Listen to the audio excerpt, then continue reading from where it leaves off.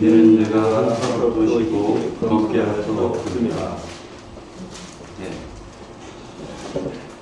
성경에서 이제 우리가 흔히 복음을 증거할 때 보면은 사람들이 가장 놓기 싫어하는 것들이 그 형제님의 말씀처럼 옳은 행위, 선한 행위를 갖다가 놓기 싫어합니다.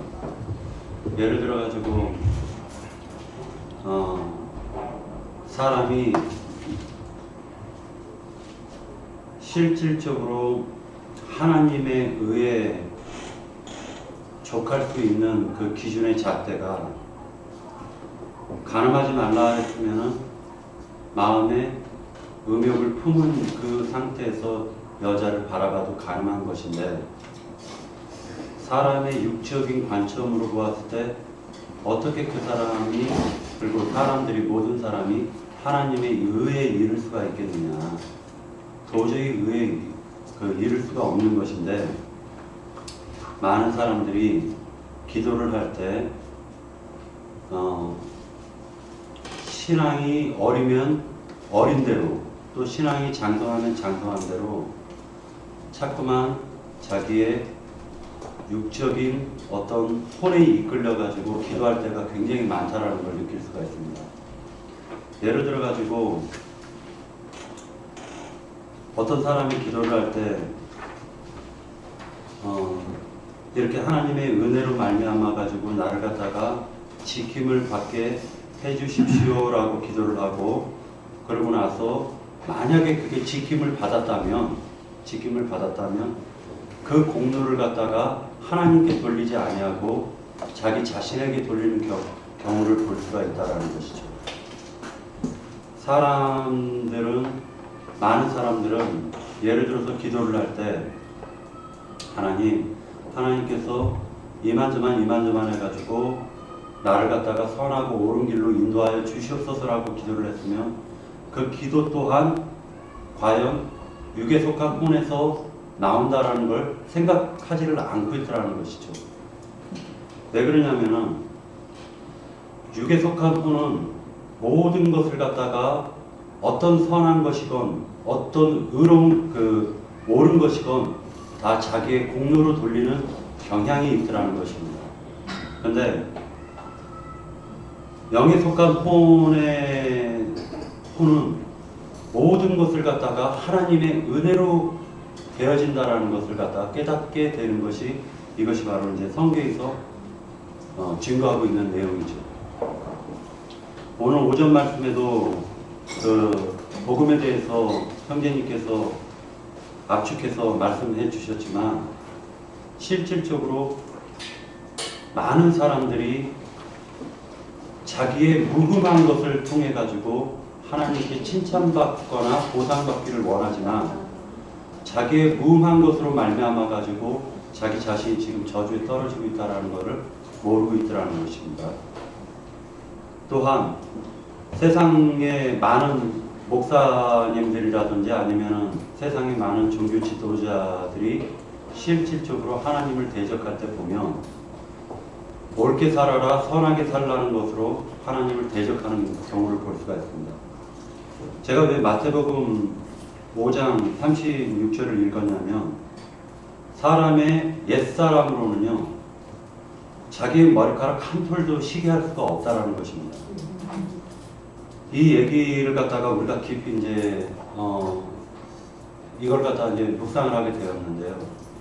어떠한 행위로도, 어떠한 것으로도 나의 옛사람으로 선한 것이 나왔다 할지라도, 또 압살롬처럼 발끝에서부터 머리끝까지 정수리 끝까지 정말로 무음하다 할지라도 이것이 옛사람에게서 나온 것이면 자기의 공로로 돌리지 결코 하나님의 공로로 돌리지 못한다는 것을 우리가 성경을 통해서 깨달을 수가 있는 것이죠.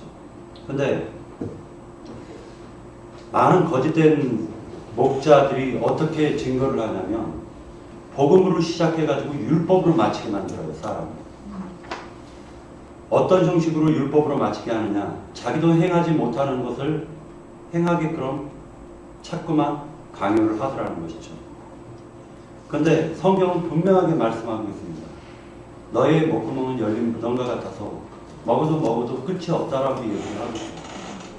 또한 사람의 혀로는 속임을 베풀 수밖에 없다라는 것입니다. 거짓말하지 말아라, 선하게 살아라, 살인하지 말아라 하는 그 사람 자신도 자기 속에서는 나가라 하고 미워하고 음란한 눈으로 쳐다보더라는 것입니다. 자기도 지키지 못하는 것을 남에게 또는 때로는 성도들에게 그것을 강조를 한다는 것은 무엇을 의미하냐면은 자기를 그 말을 통해서 자기의 그 가증함을, 즉 다시 해서 미선적인 것을 드러내지 아니하고 숨기려고 하는 가지고서를 치장하려는 속성이 있더라는 것입니다. 사람은 한 사람도 참되거나 의로울 수가 없어요. 오직 예수 그리스도만이 의로운데 이것이 진리이고 이것이 복음인데 자꾸만 하나님을 믿으면 기도를 할 때 하나님 나로 하여금 선한 마음을 갖게 하시고 선한 행동을 할 수 있도록 하시옵소서라고 만약 기도를 했다면, 그렇게 해서 그 기도가 응답이 되어졌다면 그 사람은 교만에 빠져서 하나님께 끊김을 당할 수가 있다라는 것을 전혀 모르고 있더라는 거죠. 루시엘 천사가 실질적으로 무흠했으니까 하나님 자리에까지 자신을 높일 수가 있었던 거예요. 만약에 루시엘 천사가 흠이 많았고 하나님의 은혜에 대해서 감사할 줄 알았다면 루시퍼가 되지 않았겠죠. 자기 자신이 무음하다 생각하니까 남의 허물을 지적하고 남의 그 죄악을 들춰내기를 좋아하는 거 아니겠습니까? 노아의 아들 셈함 야벳 중에 함이, 제가 생각했을 때는 그 함이라는 사람은 셈보다도 그리고 야벳보다도 더 육신적으로는 의로울 수가 있었다라고 생각을 해요. 왜냐하면 그 함이 보았을 때 자기 아비의 하체를 드러낸 것이 자기가 보았을 때 용납이 안 되니까 그것을 갖다가 형제들에게 그걸 들춰낸 거 아니겠습니까? 그러나 셈과 야벳은 자기도 그 허물이 있다는 걸 깨달았기 때문에 가서 옷으로 덮어줄 수가 있었다는 것이죠.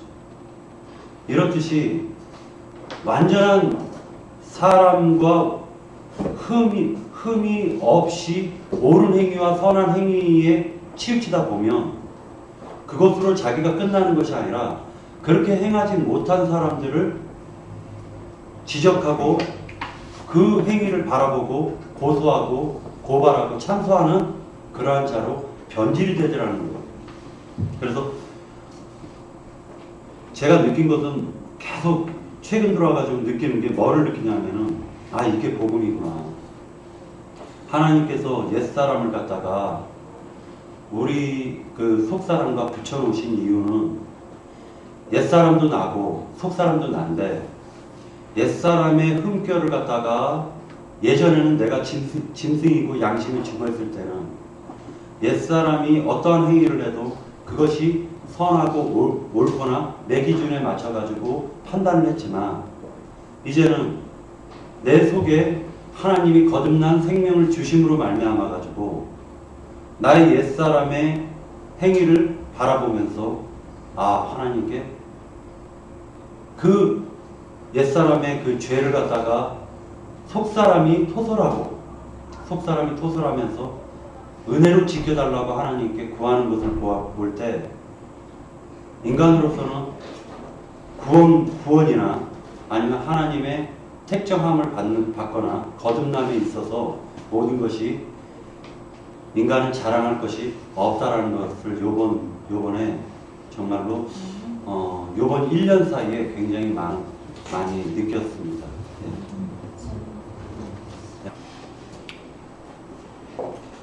이제 우리 5월달 가정의 달인데 연휴를 맞아가지고 저는 좋은 시간들을 많이 보내고 있습니다. 오늘 오전에 형제님 이제 증거 중에 그 보면 31장 같은 경우에는 이제 20년의 어떤 종살이를 마치고 야곱이 이제 28장에서 언약했던 베델에서 하나님과 함께 언약을 했던 그 언약을 이제 실천하는 때가 되니까 하나님께서 이제 라반의 아들들과 라반을 통해서 이제 떠나야 되겠다라고 그 야곱에게 이제 신호 주파수를 이렇게 던지는 그런 말씀이 오늘 증거가 됐는데, 이제 실질적으로 이제 우리 그 믿음의 조상인 아브라함이나 그 아들 이삭이나 모든 사람들이 다 이런 하나님의 어떤 계획과 경륜 가운데에서 이렇게 본토를 떠나고 또 이삭은 또 아버지에 의해서 모리아산의 제물로까지 이제 드렸다가 다시 이제 구원을 받고 구함을 받고 막 이런 일들이 있습니다. 그래서 우리가 이런 선진들이 어딘가에서 일정 기간 하나님에 의해서 훈련받고 다름받고 또 하나님의 뜻에 합당한 자고 만들어지면 다음 단계로 이렇게 이제 이식을 하잖아요. 그래서 요즘에 저 시골에 가면 묘자리가 많이 있어요. 묘자리가. 그래가지고 묘자리를 요즘에는 이제 집집마다 묘자리를 별도로 하지 않고 묘자리도 이제 해가지고 파는 집이 있더구만요. 요즘에는 이제 모든 게 분업화가 되어 있어요. 그래가지고 묘를 사와가지고 이제 이렇게 하더라고요. 그런 식으로 하나님은 어느 일정 기간이 되면 때가 차면은 이제 이렇게 다른 더 하나님의 뜻을 이제 또 이렇게 나타낼 수 있는 그런 그 환경과 그런 장소를 이전을 합니다. 그래서 우리 앞에 있는 우리 그 박 형제나 홍자매님처럼 그런 어떤 하나님의 뜻에 의해서 이 자리에 와서 우리와 함께 하고 있다라고 그렇게 생각이 되고요. 그래서 이런 과정들을 가만히 보면 아브라함도 떠나지 않으려고 그러는데 저거 형이 막 하란에서 죽고 죽고 또 아버지가 죽고 막 이러니까 이제 거기에 뭐 정부리가 떨어지니까 이제 이렇게 나오는 거 아닙니까, 그죠? 그런 거. 또 애굽에 들어갔던 이스라엘 백성들이 그 바로의 어떤 핍박이 이제 막 거기에 치달으니까 때가 되니까 이제 그렇게 해서 이제 여기에서 죽느니 차라리 나가서 죽겠다 뭐 이런 게 어떤 분위기가 됐으니까 모세의 인도를 따랐을 거 아니에요, 그렇죠?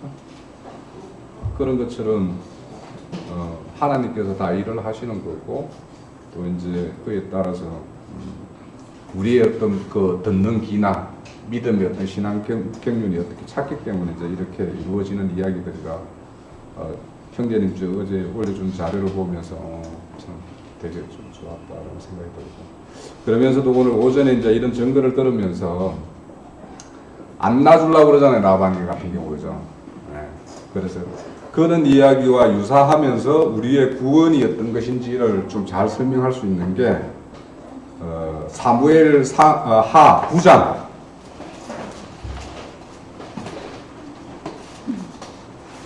제가 이제 사무엘 하를 이제 거의 또 다 떼가는데요.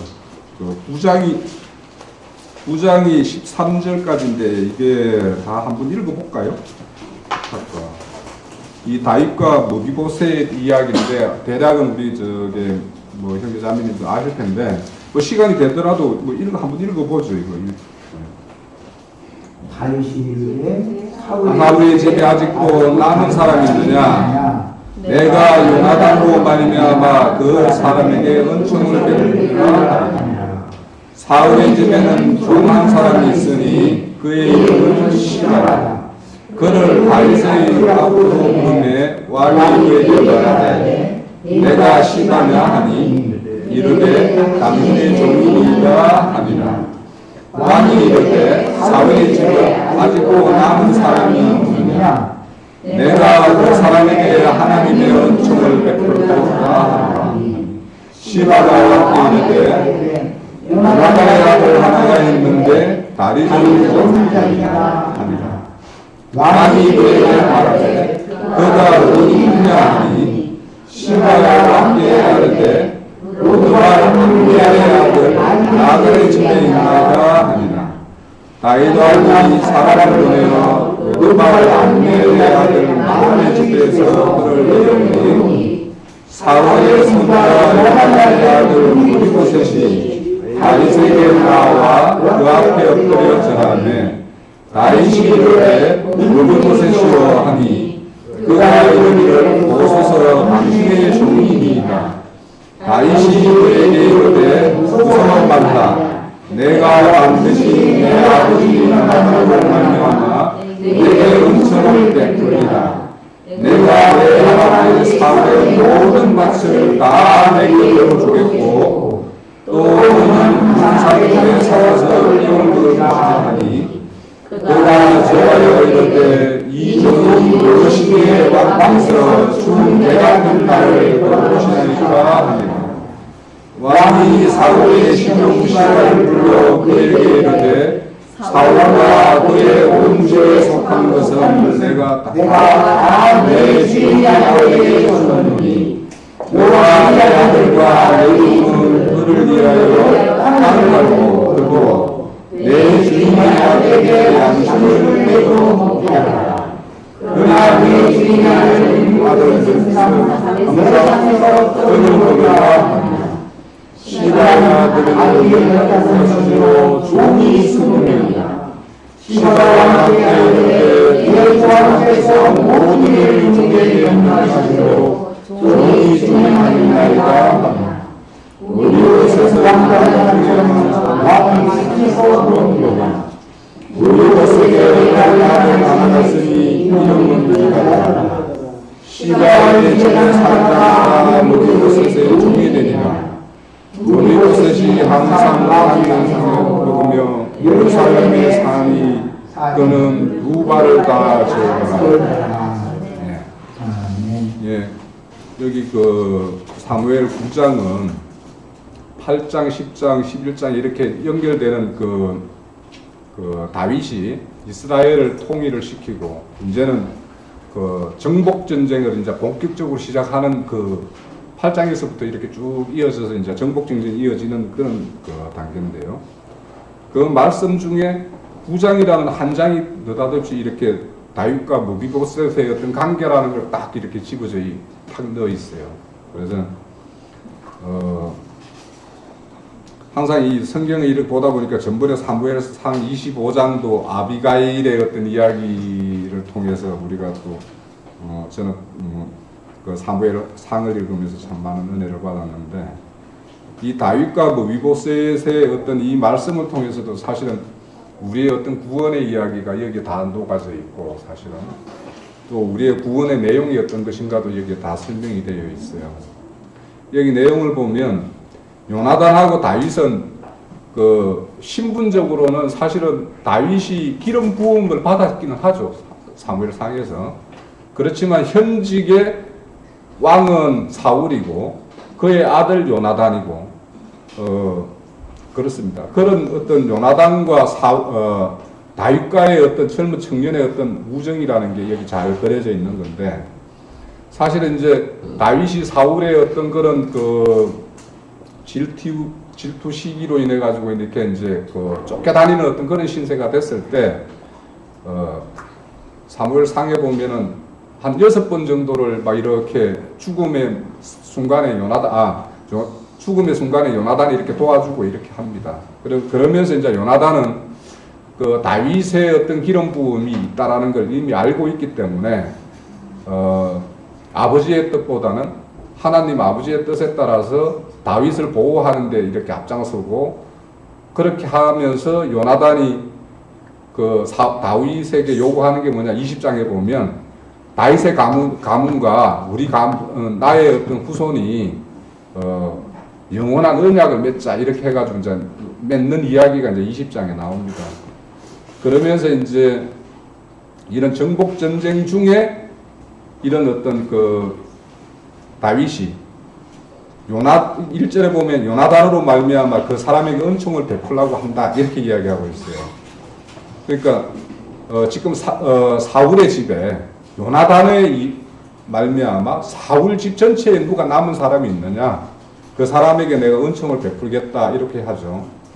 그런데 이제 사실은 이제 여기서 보면 남은 자가 이제 모비보셋이라는 한 다리 저는 자가 있는데 이 모비보셋이 사무엘 4장 4절에 보면 기브아 전투에서 사울과 요나단 아버지가 죽었다라는 것을 듣고 유모가 이제 이 모비보셋을 안고 이렇게 도망가다가 떨어뜨려 가지고 절름발이가 되는 어떤 이야기가 나와 있어요.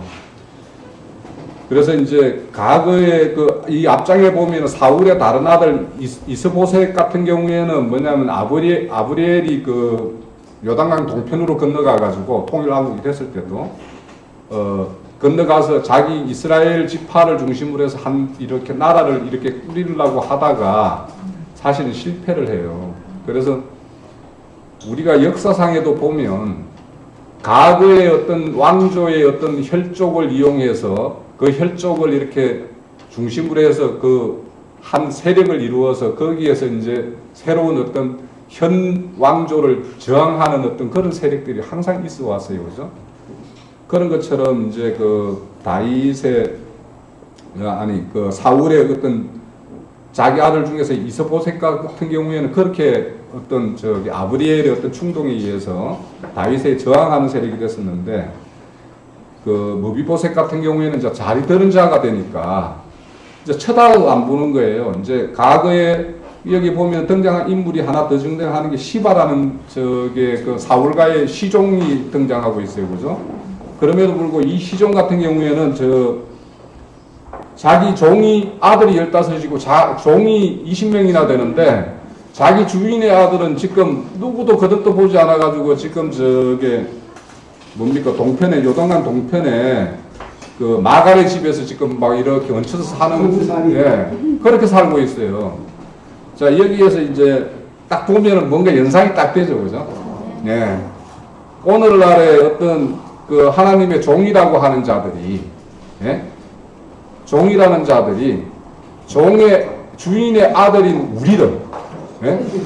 우리들 개취급하면서 자기는 막 종을 20명이나 거느리고 있고 자기 아들은 15명이나 이렇게 있는 이름에도 불구하고 주인의 아들은 그릇도 보지도 않는 죽은 개처럼 취급을 하고 있는 어떤 이런 이야기가 여기 있거든요. 그런 이야기가 여기 있고 그래서 이제 우리의 어떤 모비보셋 같은 경우가 만약에 다리를 저는 자가 아니었다라면 어떻게 됐을까? 네? 지금 실질적으로 이 모비보셋의 모습이라는 게 또 하나님 앞에 부름받은 우리의 모습이에요. 사실 우리가 다리 저는 자처럼 이런 어떤 하나님의 어떤 다룸을 받고 그거에 의해서 아까 우리 전 시간에도 이야기했지만 하나님께서 날개를 꺾지 않았으면 펄펄 날아서 지금 날아다니고 세상 할부하고 다니지 않겠습니까? 그죠?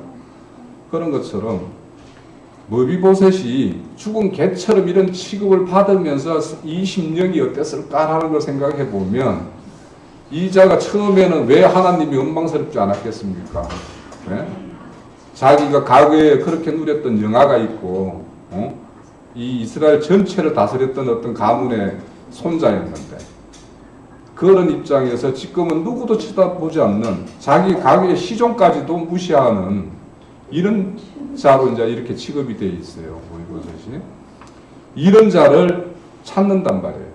다윗이 이것처럼 우리도 누구로 말미암아 여기에서 요나단으로 말미암아 사울의 가문의 남은 자가 은혜를 받듯이 우리도 우리의 주님으로 말미암아 이런 은혜를 받는 자라는 게 우리는 틀림없죠, 그죠? 네. 그럼으로 말미암아 받는 거고, 자, 이 시바의 어떤 그런 모습을 보면서 우리가 시종의 어떤 우리가 앞으로 아들 된 자, 하나님의 어떤 그 양자의 영을 받은 자는 아들이라고 그랬는데, 그러면 아들이라면 영원한 기업을 상속받을 상속자들이란 말이에요. 그러면 그 상속받을 자로서는 당연히 거기 상속자의 조건으로 보면 고난도 함께 받아야 된다라고 이야기했어요. 네.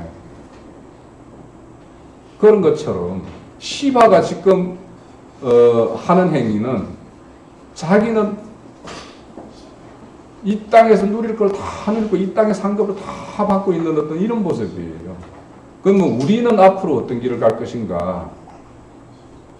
머비보셋 같은 어떤 이런 환경이 우리한테 주어진다 하더라도 하나님께서 이 회복해 주는 거, 그러니까 지금 여기에 보면은 그 다윗 앞에 와가지고 자기는 죽은 게 같다, 이런 나를 어떻게 돌보냐 이렇게 하는데, 우리 스스로도 이 하나님의 부름에 어떤 응답된 거는 우리의 기여라는 건 아무것도 없잖아요, 그죠? 마태복음 22장에 보면 천국 잔치를 베푸는데 진짜 거기 올만한 사람이라고 초청을 하니까 그 사람들은 나는 다 밭을 갈아야 되고 뭘 해야 되고 사업해야 되고 뭐 해야 되고 다 핑계대고 안 오죠, 그죠?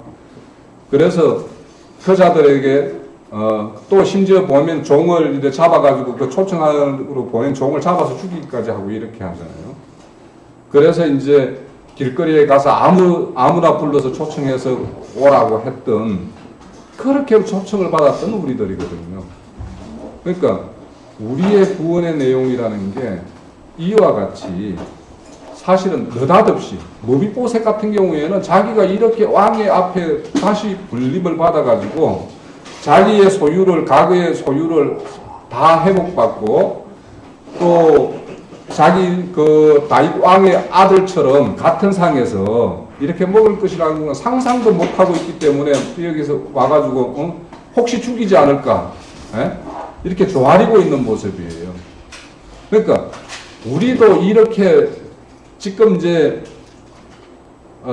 제 개인적으로는 신앙을 하면서 처음에 이 믿음의 도가 어떤 건지 사실 저는 몰랐어요. 사실 모르면서 그냥 느닷없이 뭐 교회 생활 가자면 가고 뭐 모임 하자면 모임하고 뭐 이렇게 했었는데, 이 도라는 게 진짜 알게 되면 이렇게 여기에 시바가 나중에 16장에 가면은요, 사무엘 16장에 한번 넘어가면 이 머비보셋을 사기를 쳐요. 예? 그죠? 16장에 가면 이제 이 다윗이 이제 압살롬의 어떤 반역에 의해서 쫓겨가는 신세가 됐을 때, 이 시바가 머비보셋이 지금 어디 있냐, 왜 안 나오냐 이러니까 지금 예루살렘에 가가지고 이스라엘 백성들이 머비보셋을 왕으로 세워가지고 뭔가 하려고 해가지고 자기가 이제 그 나라를 돌려받기 위해서 그거 갔다 이렇게 이제 거짓말을 해요. 거짓말을 하면서 이제 다윗이 이제 그 말을, 그 시바의 말을 듣고, 그러면 네가 그 머비보셋의 소유를 모든 걸 다 네 것 삼아라 이렇게 이야기해요. 그래가지고 다 소유 샀거든요. 근데 이게 19장에 또 가면, 19장에 24절에 가면, 이게 이제 뽀록이 다 나가지고 이제 그죠? 시바가 다 뽀록이 나가지고 이제 다윗이 그거를 시바랑 다 마지막 절 30절에 보면 반으로 그 위에서 시바가 나누라고 해요, 29절에. 그런데 머비보셋이 그거 나 필요 없으니까 그거 다 그 사람 가지세요라고 이야기를 해요. 그죠? 그러니까 여기 보면은 24절에 보면 왕이 그렇게 쫓겨서, 압살롬에 쫓겨서 떠나는 날부터 다시 돌아오는 날까지 그 머비보셋은 그의 발을 맵시도 내지 않고, 수연도 갖지 않고, 옷도 갈아입지 않고, 다윗의 고난과 함께 했다라는 거예요. 그러니까 이 사실을 이제 알고, 하나님께서는 우리에게 뭐 우리 과거에 보면 애매한 고난을 받는 걸 참 강조하는 분이 계셨는데 참 여기 보면 머비보셋 같이 애매한 고난을 받는 게 없죠, 그죠? 예. 그렇게 이 머비보셋 같은 경우에 이런 어떤 고난 가운데에서도 또 거기에 얼마나 자기 시종이 그렇게 그 자기 재산을 가로챘음에도 불구하고 그 자에게 자기의 소유를 다 주라고 그래요. 그러니까 이 머비보셋 같은 경우에는 땅의 어떤 유업이라는 거는 나한테 아무것도 의미가 없다라는 걸 이제 이미 깨달았기 때문에 그거 다 가지라. 그래서 우리의 어떤